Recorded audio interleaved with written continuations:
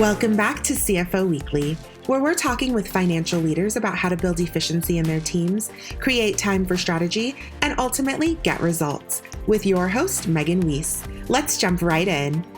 Today, my guest is Chermaine Hu. Chermaine is the CFO and co-founder of Episode 6. As such, she is responsible for the global finance and accounting functions, as well as M&A and investor activities. Prior to E6, Chermaine was an M&A banker at Morgan Stanley in both London and New York. Chermaine, thank you very much for being my guest today on this episode of CFO Weekly. Awesome. Thanks for having me. Yeah, today we're going to hear your origin story and discuss your experience in co-founding Episode 6, which is a modern payment technology solution. We'll also touch on your role at E6 today, general issues in payments, and the modernization of the payments industry. I'm really looking forward to learning from you, and we have a lot to cover, so let's jump right in. Great. First of all, can you tell us about your education and your career path and what prompted this shift for you into fintech? Sure.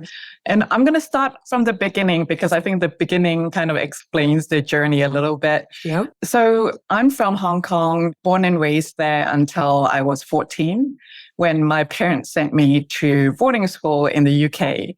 And oftentimes when I tell people that, they're like, what did you do? Why did your parents send you away?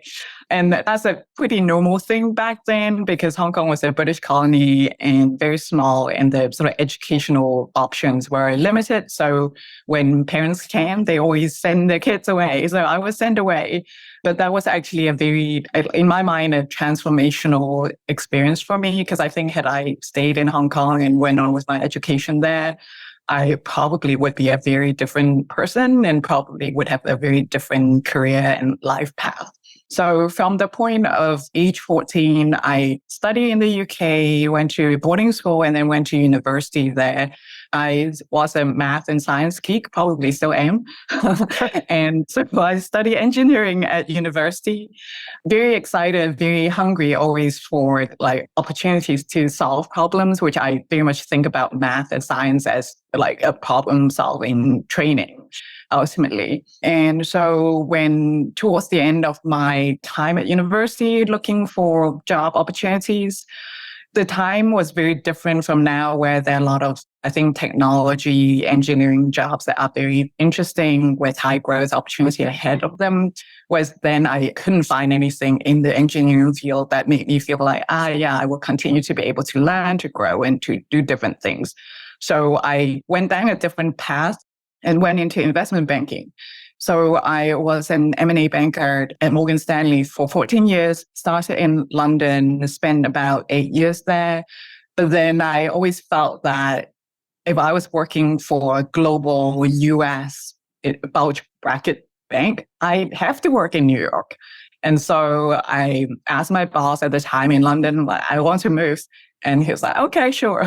So a couple of months later, I ended up in New York and I spent another probably 6 years or so working at the bank there. And I love my career as an M&A banker because to me, it's also very much about solving problems, but also about just rapid learning across like many, many different areas from the like really technical, doing valuation analysis, crunching numbers to just figuring out how to deal with people, how to get people to help you, how to organize processes, how to negotiate contracts. It's just so much to learn. And that's that expectation of, I don't care whether you're just fresh graduate out of college or you have worked for 10 years. That's just that expectation of you're here working for us. You go figure out how to do things. And so I love that because it's just such a rapid learning, high growth environment for my own sort of professional career.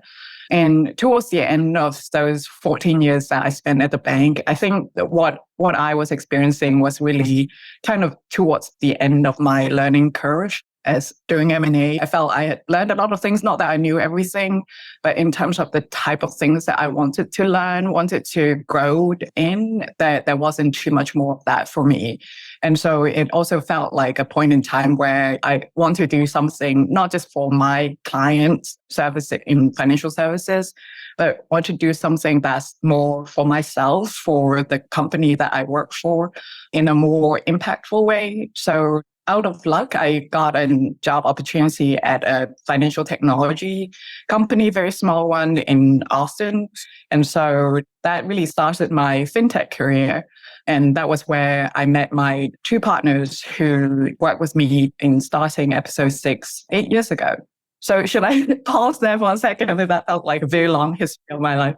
Yeah, no. That's an amazing career that you just laid out. So tell us, what was the inspiration behind episode 6? What was it about problems out there that you wanted to help solve? Yeah, sure. So the three of us were working together at the company that I joined. And I think that was also in the financial technology space. And my partners actually have a lot more experience than I did at the time in the payments and fintech space. But, having worked together for a little bit, just looking at the evolution of the industry, I think it was just blatantly clear to us that there's a huge opportunity out there in terms of providing better technology to the client base that we serve.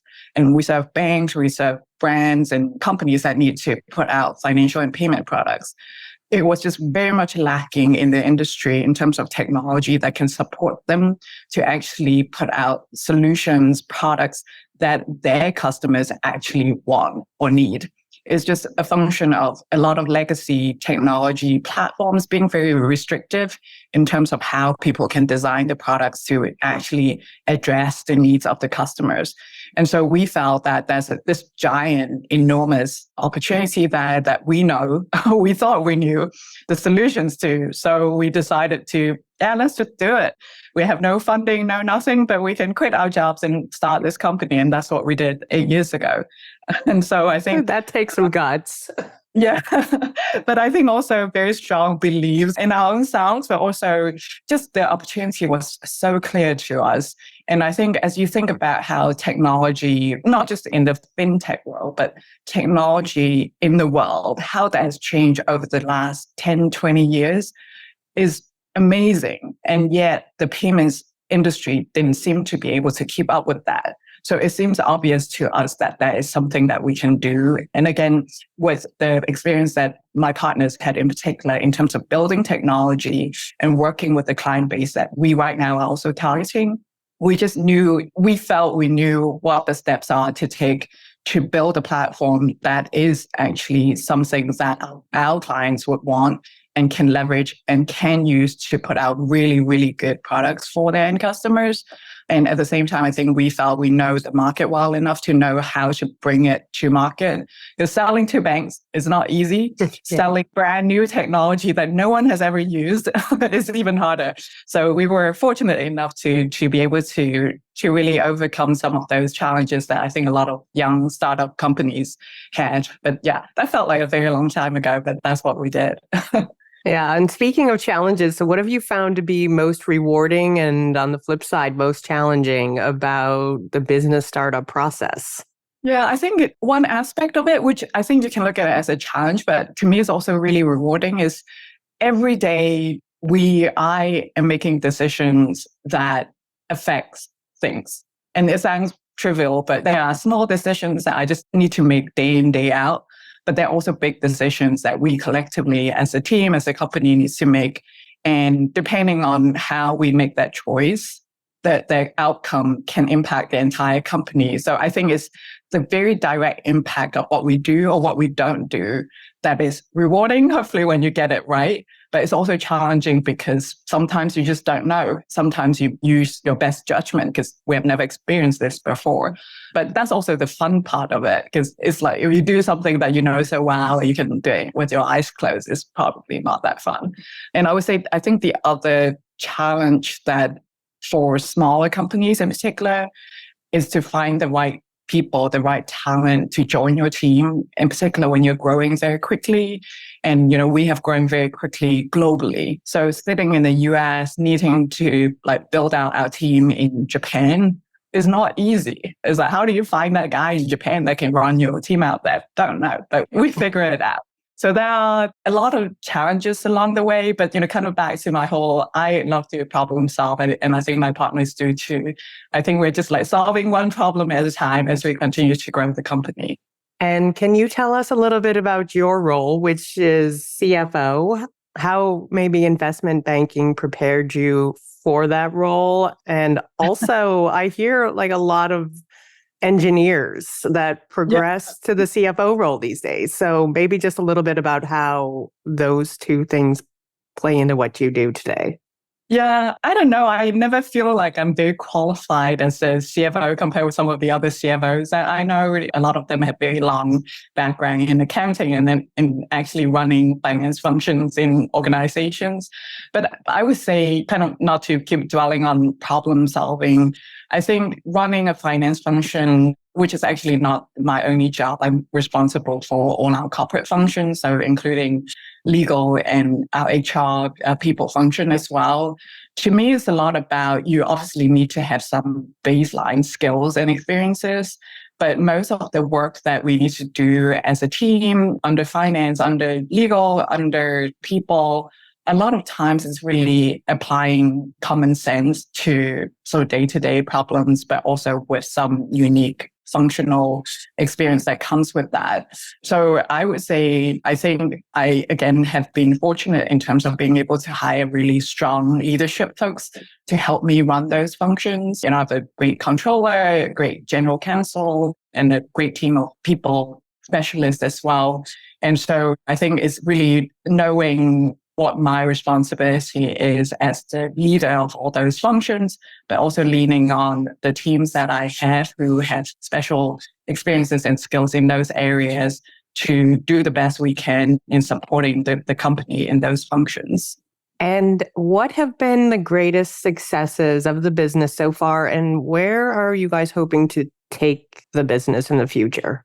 Yeah, sure. I mean, I think the fact that we're 8 years old and we're still doing really well, I think is a testament to what we have achieved. I want to say, I think when the three of us sat around and we were thinking about how to build a company, how to name the company, I don't think we never really thought that we would now have, about 200 people globally that are within our organization. So, and the fact that we have all these clients across the world using our platforms, I think that's something I think we feel very proud of.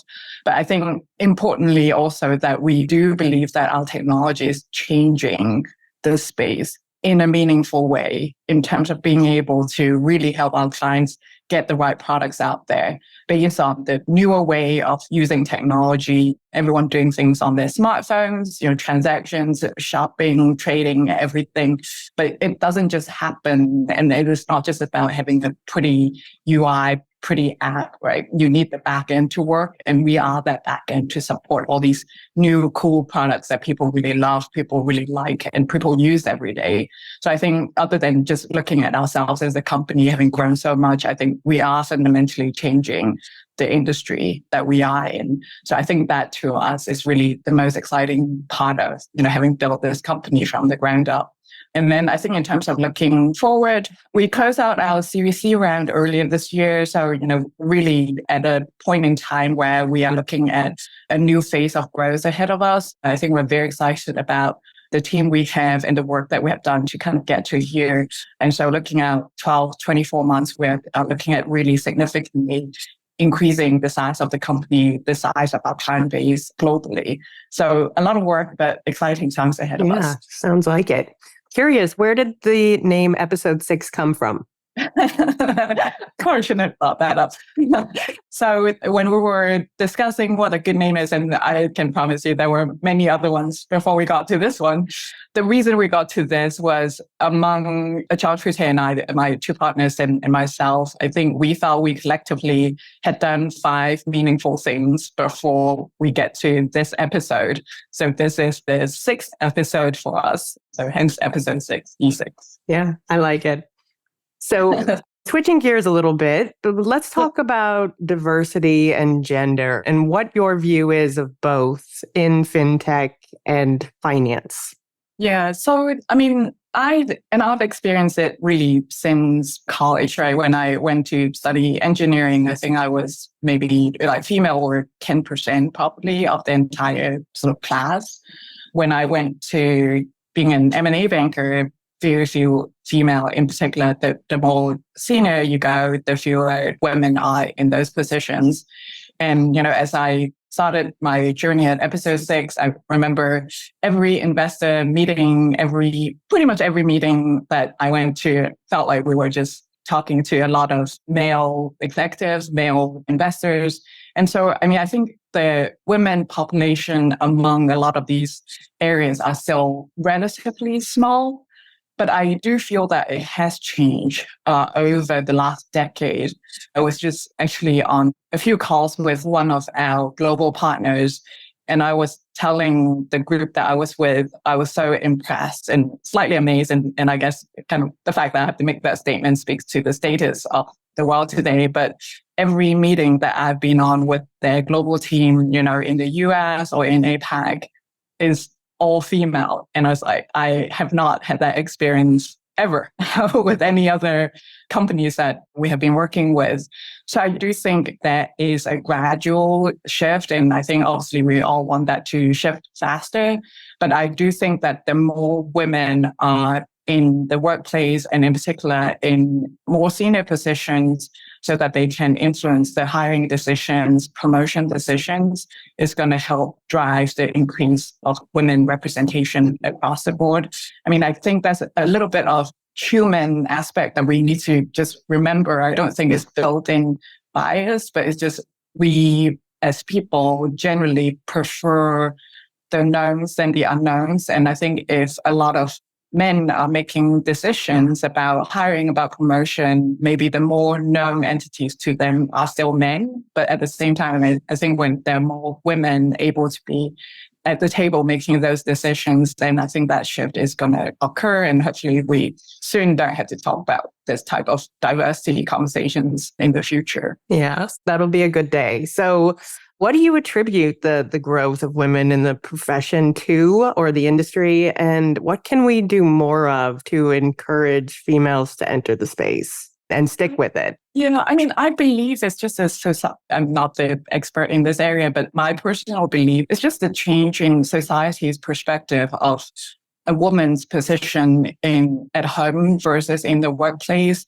And I think 30, 40 years ago for my mom, definitely the perception is that the more normal place you should be at is home. And so I think that has changed dramatically over time. And I think with increasing education opportunities for men and women being financially independent, that just a lot of, I think, fundamental drivers that resulted in the increasing representation of women across the workforce at any rate. But I also think that the sort of educational aspect and being able to be financially independent means that women can make choices about, I'm going to stay at work too. I'm going to focus on my own career.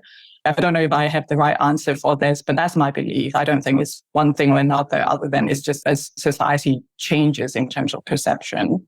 And switching gears again, but what tech innovations are you seeing right now? And where do you envision fintech delivering the most value for finance in the future? Yeah, I look at innovation, they're quite similar to what we have done in our industry. I don't think we have reinvented the wheel. We have just built technology to do the same thing, like processing transactions, providing digital ledger to banks, just doing it in a cheaper, better, and faster way. And because of the sort of also underlying technology transformation that has happened, like things can be in the cloud now. You don't have to go to a data center. And with that, there are different ways to build technology to do things that people have been doing for the last century.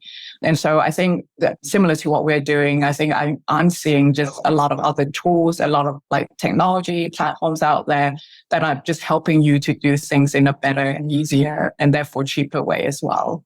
And looking at the rapid evolution of technology and now artificial intelligence, do you think that those things are presenting any specific challenges or risks that finance leaders should be aware of? And if so, how should they overcome them?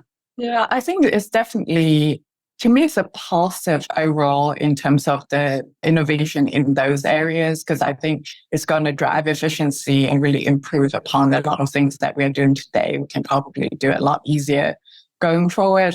But I would say with most things that are new, just knowing how they should apply, how they should be regulated, typically are the pitfalls. And so I think, for example, AI, we are watching that very carefully.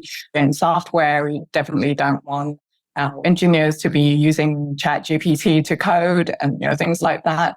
But at the same time, there's also uses for AI for other aspects of our business that we are considering that can drive efficiency and just make what we do better going forward. So definitely overall a net positive in my mind, but certainly I think we need to keep an eye on it as those areas continue to develop across the world. And what's your advice for CFOs on how to best keep up with the rapid pace of technology change? Yeah, I think it's just to keep an open mind about how to do things, because I think probably good for me that I don't have that long CFO accounting background. So every time someone brings something new to me, I'm like, oh yeah, I want to try that out to see how that goes. And there are a lot of new tools, new technology that we are using now that didn't exist probably even 5 years ago.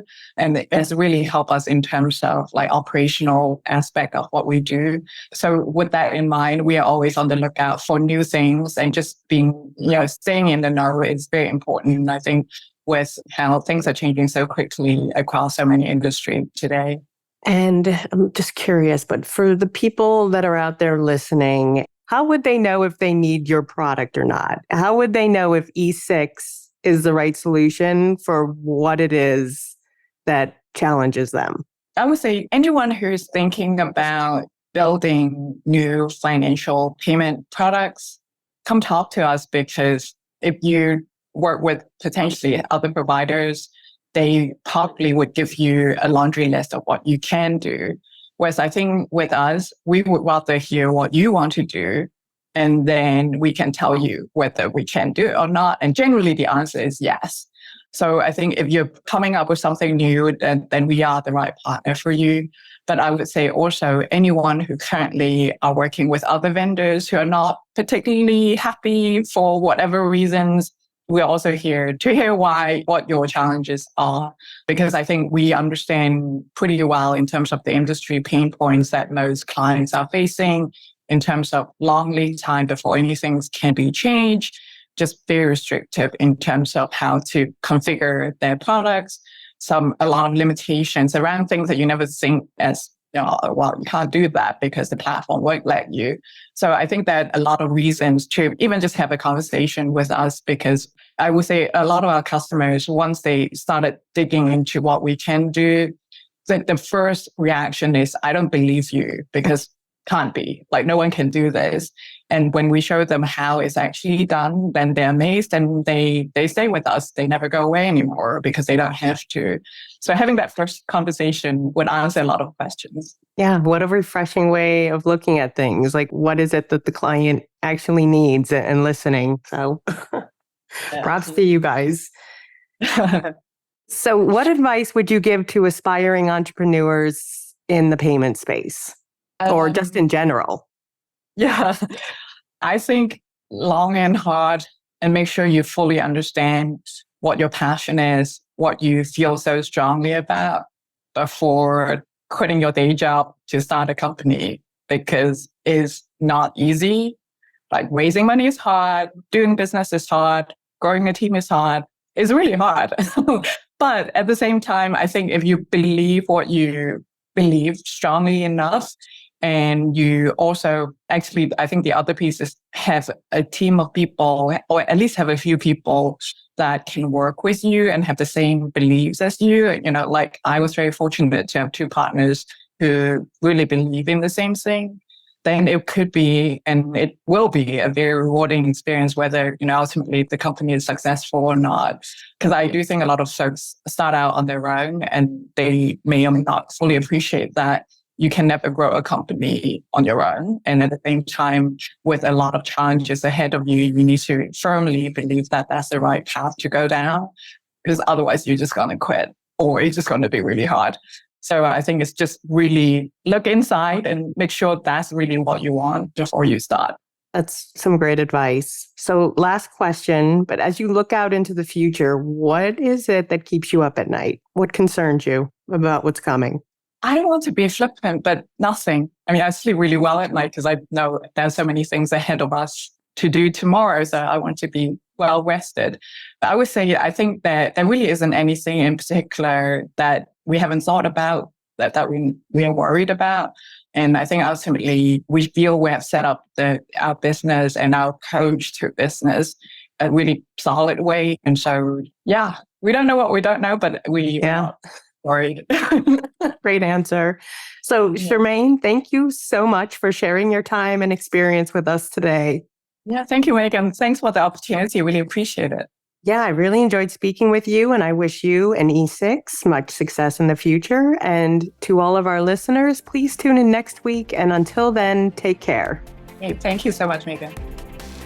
If you're ready to boost efficiency and streamline your accounting processes at significant cost savings, it's time to talk with Personiv.